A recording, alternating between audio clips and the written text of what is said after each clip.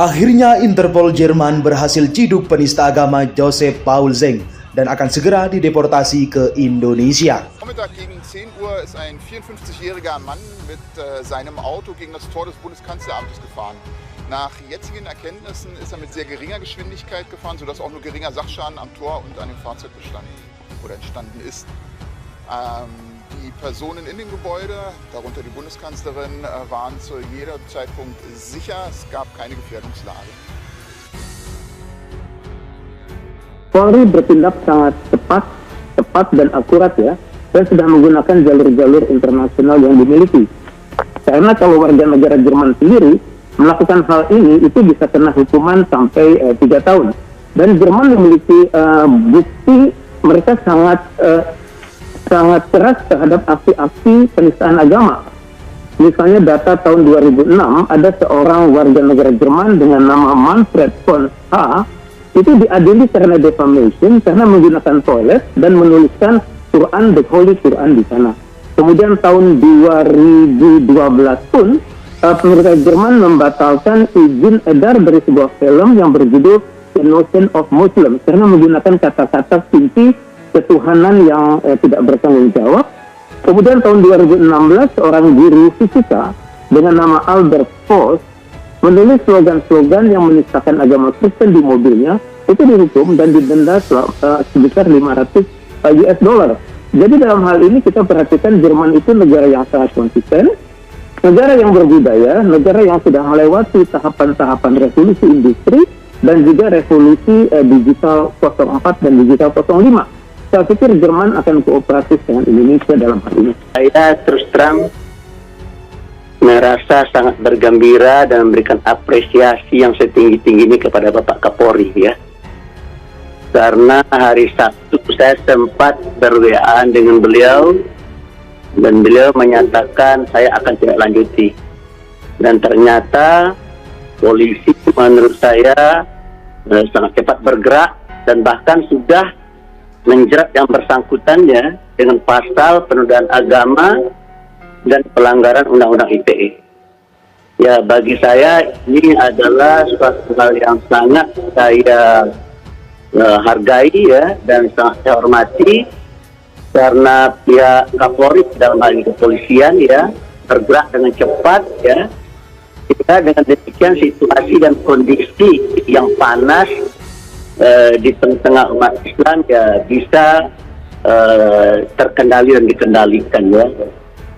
Dan saya melihat ada kaitannya dengan sikap daripada Bapak Kapolri sendiri yang sangat menurut saya ya menyuntik nilai-nilai hormat kehormatan di semua agama dan juga ya keinginan beliau dan tekad untuk menciptakan kerukunan ya di antar sesama umat beragama.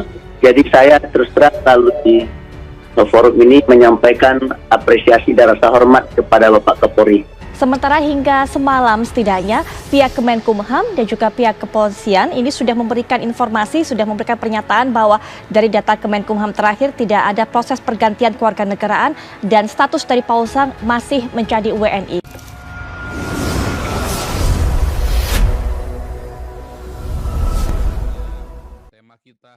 Polri mengatakan ada kemungkinan Joseph Paul Zeng dideportasi dari Jerman.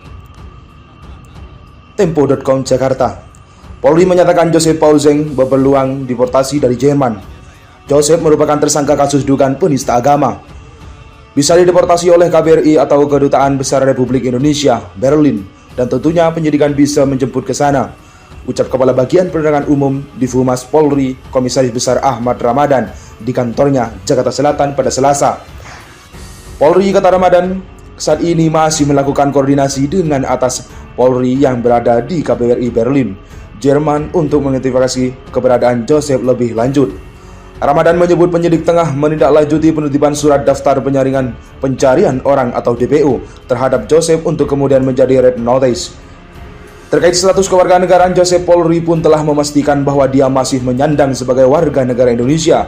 Karena itu, kata Ramadan, meski Indonesia dan Jerman tidak ada perjanjian ekstradisi, dengan ada red notice Polri bisa menjemput paksa Joseph. melakukan penjemputan terhadap tersangka sepanjang yang bersangkutan adalah masih warga negara Indonesia, kata Ramadan. Joseph ditetapkan sebagai tersangka pada 19 April 2021 usai mengaku sebagai Nabi ke-26. Ia menyampaikan pengakuannya dalam forum diskusi via Zoom yang juga ditanyakan di saluran YouTube milik Joseph. Ia juga menentang siapa saja yang berani melaporkan dirinya ke kepolisian. Atas perbuatannya, Joseph Paulzeng pun disangkakan dengan pasal 28 ayat 2 Undang-Undang ITE dan pasal 156A KUHP.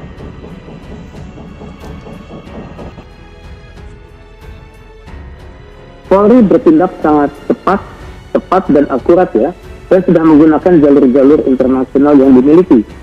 Karena kalau warga negara Jerman sendiri melakukan hal ini itu bisa kena hukuman sampai 3 tahun.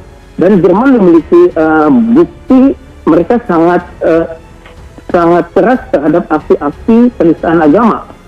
Misalnya data tahun 2006 ada seorang warga negara Jerman dengan nama Manfred von H. itu diadili karena defamation karena menggunakan toilet dan menuliskan Quran, the Holy Quran di sana. Kemudian tahun 2012 pun pemerintah Jerman membatalkan izin edar dari sebuah film yang berjudul The Notion of Muslim karena menggunakan kata-kata kunci ketuhanan yang tidak bertanggung jawab. Kemudian tahun 2016 seorang guru fisika dengan nama Albert Voss menulis slogan-slogan yang menistakan agama Kristen di mobilnya, itu dihukum dan didenda sebesar 500 US dollar. Jadi dalam hal ini kita perhatikan Jerman itu negara yang sangat konsisten, negara yang berbudaya, negara yang sudah melewati tahapan-tahapan revolusi industri dan juga revolusi digital 04 dan digital 05. Saya pikir Jerman akan kooperatif dengan Indonesia dalam hal ini. Saya terus terang merasa sangat bergembira dan memberikan apresiasi yang setinggi-tingginya kepada Bapak Kapolri ya. Karena hari Sabtu saya sempat ber-WA dengan beliau dan beliau menyatakan saya akan tidak lanjuti. Dan ternyata polisi menurut saya sangat cepat bergerak dan bahkan sudah menjerat yang bersangkutannya dengan pasal penodaan agama dan pelanggaran Undang-Undang ITE. Ya, bagi saya ini adalah suatu hal yang sangat saya hargai ya dan sangat saya hormati karena pihak Kapolri dalam hal ini kepolisian ya bergerak dengan cepat ya. Kita dengan demikian situasi dan kondisi yang panas di tengah umat Islam ya bisa terkendali dan dikendalikan ya. Dan saya melihat ada kaitannya dengan sikap daripada Bapak Kapolri sendiri yang sangat menurut saya ya menyingkirkan nilai-nilai hormati di semua agama dan juga ya keinginan beliau dan tekad untuk menciptakan kerukunan ya di antar sesama umat beragama. Jadi saya terus terang selalu di forum ini menyampaikan apresiasi dan rasa hormat kepada Bapak Kapolri.